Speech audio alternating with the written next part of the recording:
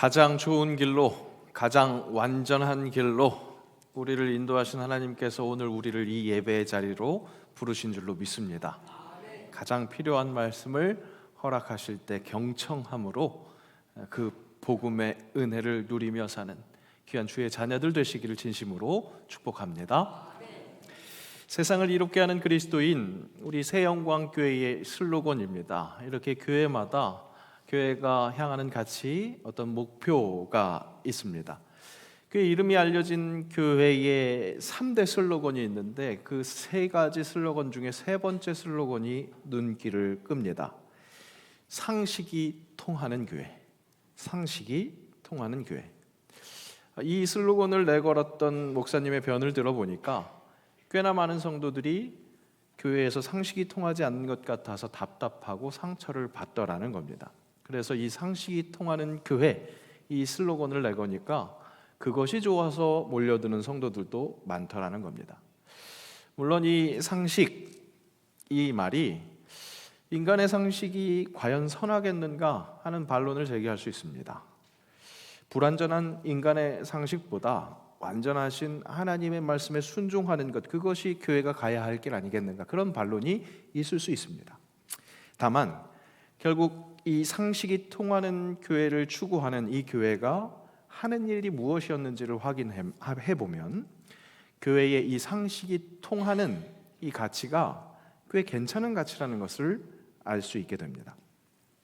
그 교회가 이 상식이 통하는 교회가 되기 위해서 하는 일은 다름이 아니라 소통의 작업이었습니다. 우리가 속해 있는 이 장로교회, 이 장로교회의 정치는 분명 당회가 중요한 역할을 감당합니다. 굳이 이 세상 정치에 비견하자면 장로교회의 이 정치의 3권은 세상처럼 분리되어 있는 게 아니라 다 당회에 집중되어 있습니다. 그렇게나 당회의 역할이 중요합니다. 그런데 그 상식이 통하는 교회를 지향하는 교회도 장로교회이지만 상식이 통할 수 있도록 기획위원회를 조직했다고 합니다. 그래서 교회에서 기획해야 할 일들, 많은 일들, 그것을 그 위원회에서 논의하는 겁니다. 기획위원장은 안수 집사고 위원들은 젊은 집사들로 구성해서 매주 교회를 위해서 사랑하는 마음으로 토론했답니다. 그러면 그 결과를 당회의에 제출하고 당회는 그것을 검토해서 확대 당회를 연다든지 해서 교회에서 공론화 작업을 합니다. 그리고 마침내 교회에 필요한 사업들을 진행했다는 겁니다. 그래서 교회가 한 일들을 한번 이렇게 복기해 보면 거의 대부분 그 기획위원회의 제안 그대로 채택된 경우가 많았다고 합니다. 결국 그 교회가 생각하고 기대한 그 상식은 다른 것이 아니라 잘 소통하는 것, 그것이었던 것을 알 수 있습니다. 서로의 말이 통하는 교회가 되어서 교인들이 이 신앙생활의 활력을 가지고 교회의 사업들이 살아있는 액션이 될 수 있게 했다는 것이죠. 물론 교회는 각 교회마다의 색깔이 있고 체질이 있어서 다른 교회에서 잘 됐던 것 그대로 이렇게 이식한다고 좋은 결과가 보장되지는 않습니다. 다만 새영광교회에도 원활한 소통, 서로 말이 통하는 그런 활발한 교제가 있으면 좋겠다, 그런 생각을 하게 됩니다. 말이 많으면 문제입니다. 하지만 말이 통하면 그것이 정말 사람을 살게 합니다. 축구와 같은 이 구기 종목을 볼 때 가끔 그런 모습을 봅니다. 수세에 몰린 팀이 선수들끼리 이렇게 서로 독려를 합니다. 말 많이 하자, 우리 서로 말 많이 해주자, 이렇게 이야기합니다. 수비할 때 서로 소통이 돼야 빈틈없이 잘 메꿀 수 있기 때문에 소통하는 것, 말이 잘 통하는 것이 참 중요하다는 겁니다. 오늘 바울은 그렇게나 많은 사람들이 경고했던, 사람들만 경고한 게 아니라 성령도 경고했었던 그 예루살렘에서의 위험, 그 위기의 한복판에 있습니다. 유대인들의 소굴, 예루살렘을 굳이 이야기하자면 그렇게 했죠. 그곳에서 자신을 대적하는 그 유대인들 앞에 서 있는 바울입니다. 유대인들은 바울이 당장 처형당해야 마땅하다고 고발합니다. 부정한 이방인을 거룩한 성전에 들였다, 그래서 성전을 더럽혔다라는 이야기입니다. 근데 그 고발은 사실이 아니었습니다. 그저 바울이 이방인과 시내에서 함께 있었을 뿐인데 그것을 보고 이방인을 성전에 들였다고 그렇게 생각한 겁니다.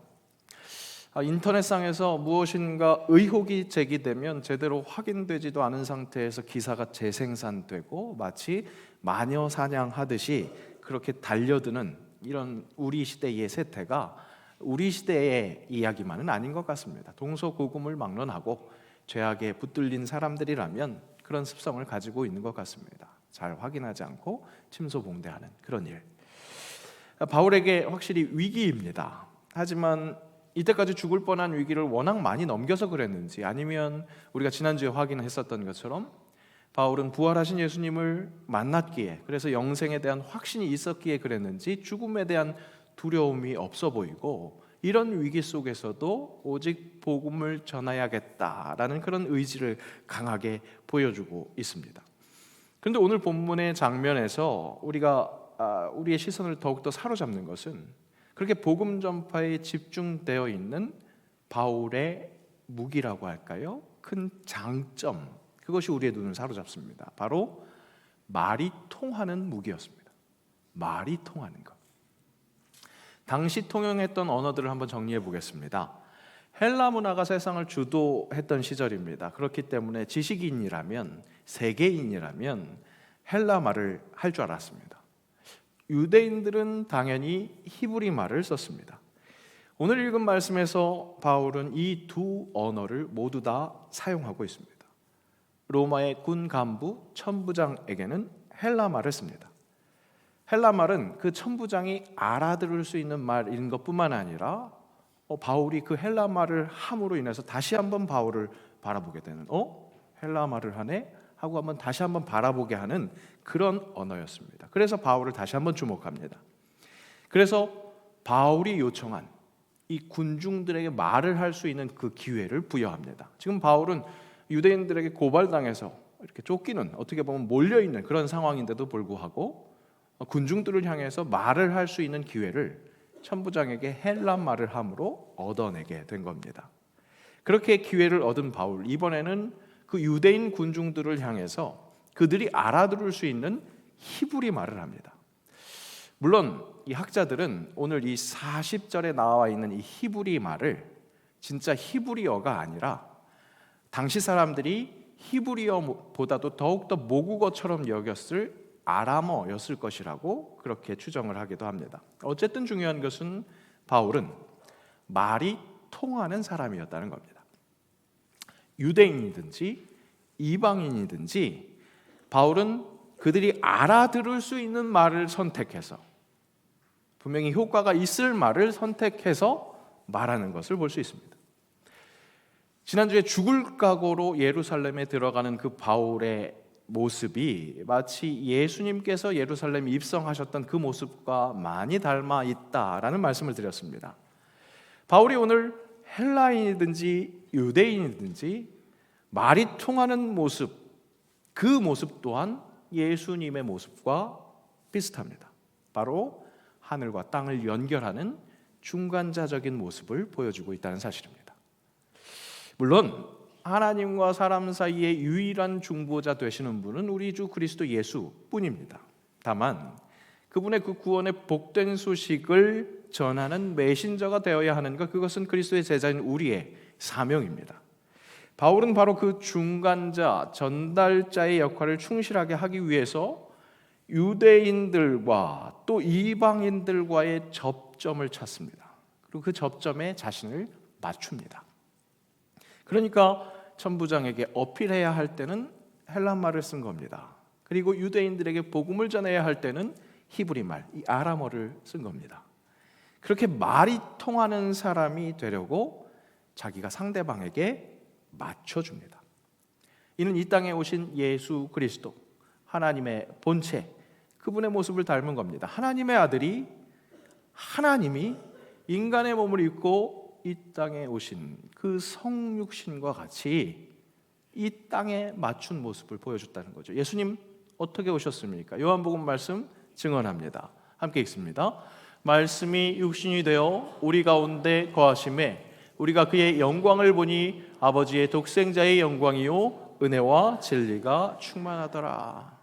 말씀이 육신이 되셨습니다. 높고 높은 보좌를 버리시고 낮고 누추한 이 땅에 오셔서 종의 형체를 가지셨습니다. 그렇게 인간에게 다가오셔서 접점을 확보하심으로 인간들로 하여금 아버지의 독생자의 영광을 보게 하셨습니다. 바울은 그런 예수님을 닮아서 자기를 조정하면서 세상과의 접점을 확보함으로 자기를 통해서 그 복음이 전해지는 기쁨을 누렸습니다. 자기를 통해서 복음이 전해지는 기쁨, 그것을 누렸다는 겁니다. 여러분, 통로가 누리는 복을 아십니까? 통로가 누리는 복. 음료를 먹을 때 사용할 수 있는 이 빨대 생각해 볼까요? 빨대는 음료를 통과시키면서 음료를 마음껏 적십니다. 그런 생각 해보셨어요?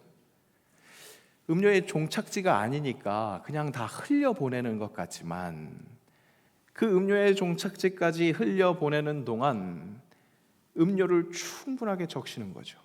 여기저기 접촉면에 충분하게 적시는 겁니다.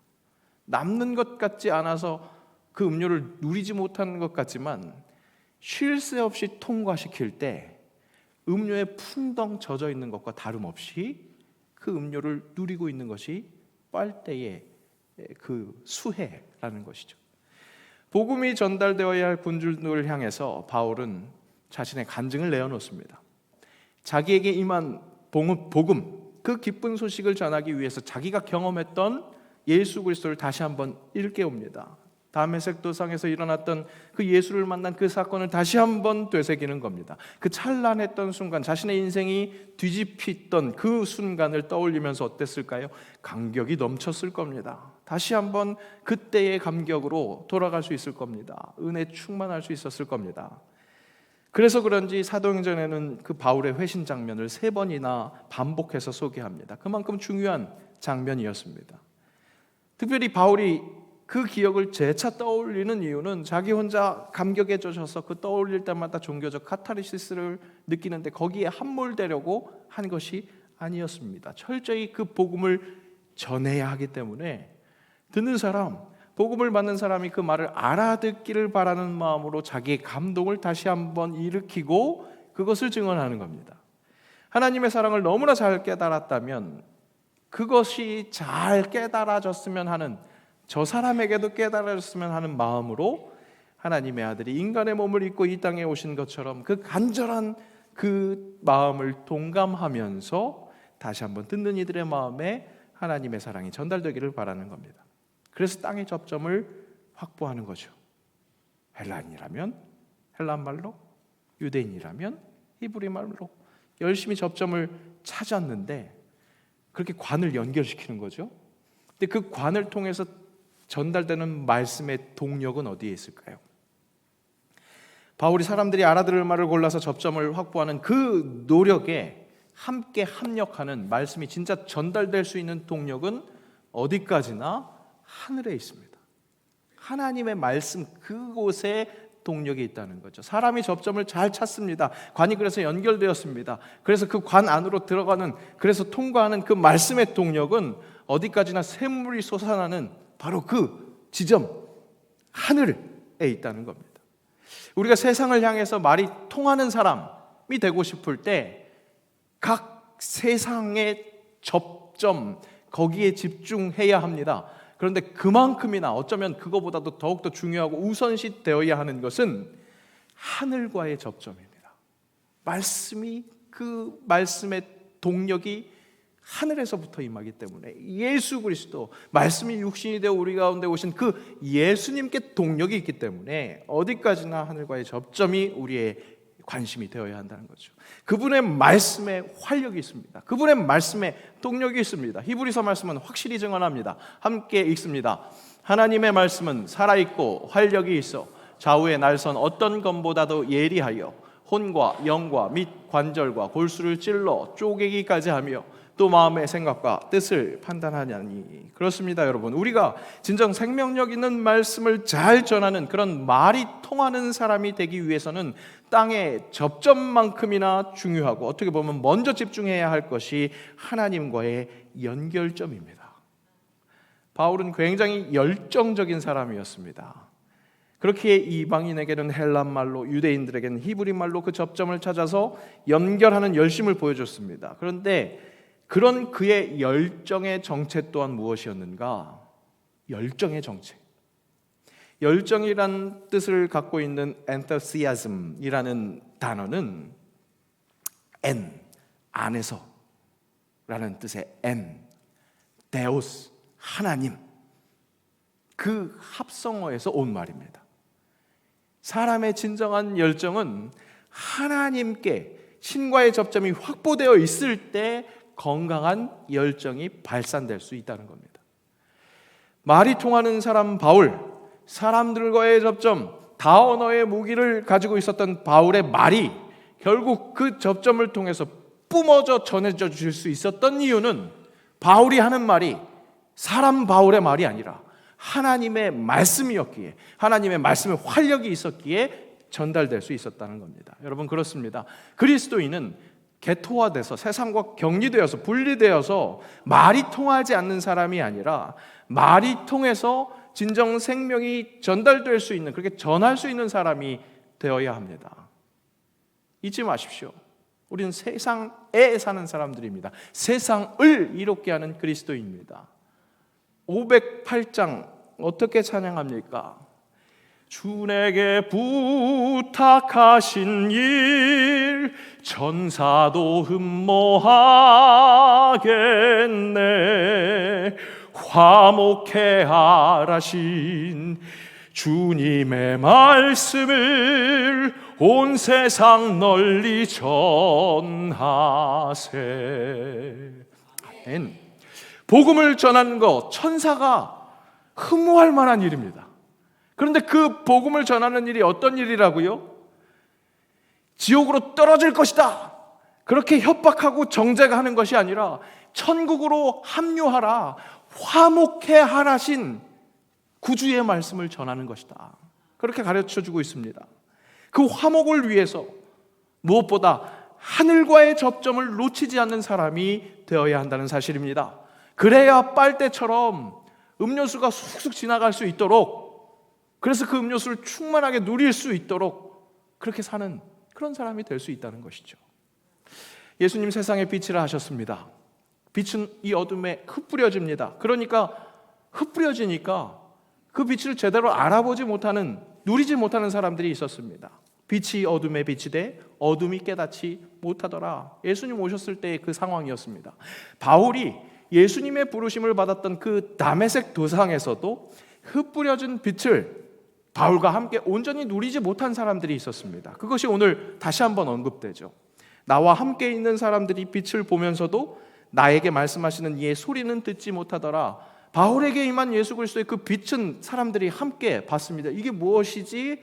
그런 느낌을 받았습니다. 하지만 그 빛에 온전히 접붙임되지 않으니까 예수의 그 말씀을 듣지 못했습니다. 바울은 그렇게 빛을 제대로 누리지 못한 사람들을 향해서 자신이 그 말씀을 전하는 사람, 통하는 사람이 됐습니다. 우리도 그리스도의 은혜를 목격했다면 그 복음을 전하는 사람이 되어야 합니다. 예수 그리스도를 구주라 시인할 수 있는 하나님의 자녀가 되는 권세를 이미 허락받았다면 그 복음을 전하는 사람이 되어야 합니다. 그렇게 통해야 합니다. 그래야 썩지 않습니다. 그래야 죽지 않습니다. 그렇습니다, 여러분. 말이 통하는 사람이 되는 것, 그것은 말을 전해받은 사람들, 그 사람들만 좋은 일이 아니라 전해야 하는 우리에게 또 꼭 필요한 필수입니다. 여러분, 전도는 선택이 아니에요. 진짜 복음을 든 사람들이 썩지 않도록, 죽지 않도록 꼭 필요한 일이 된다는 사실입니다. 지난 주간 이상하게 계속 내년을 계획하면서도 마음속에 전도를 더욱더 외쳐야겠구나, 그런 생각을 하게 됐습니다. 말씀을 읽을 때 바울이 그렇게 통하는 사람이 될 때 진짜 살 수 있었다는 것을 확인했으니까 그런 것 같아요. 이스라엘 땅에 사해가 있습니다. 잘 아실 겁니다. 유명하지요. 북쪽에 있는 갈릴리 호수, 이쪽이 이제 예수님께서 보통 많이 활약하셨던 그 장소입니다. 근데 이 갈릴리 호수와 요단강이 흐르고 밑에 사해가 있습니다. 이것은 지리학적으로 물의 시작은 지중해 바다였을 것이다 라고 이야기를 합니다. 근데 무트로 들어와 있는 거예요. 근데 갈릴리 호수에서는 물이 흘러요. 내려가요. 빠져요. 요단강으로 내려오는 거죠. 근데 사해에는 물이 빠지는 곳이 없습니다. 물이 빠지는 곳이 없으니까 염도가 확 올라가는 겁니다. 그러니까 저렇게 물에 둥둥 떠서 신문도 볼 수 있을 법한 그런 염분이 그렇게 높습니다. 저는 이색 체험을 할 수 있으니까 관광지는 될 수 있을지 모르지만 소금 함유량이 워낙 높아서 독성이 강하답니다. 저렇게 해수욕하다가 조심해야 할 것이, 건장한 성인 남성도 이 바닷물을 많이 먹게 되면 병원 가서 위세척해야 된대요.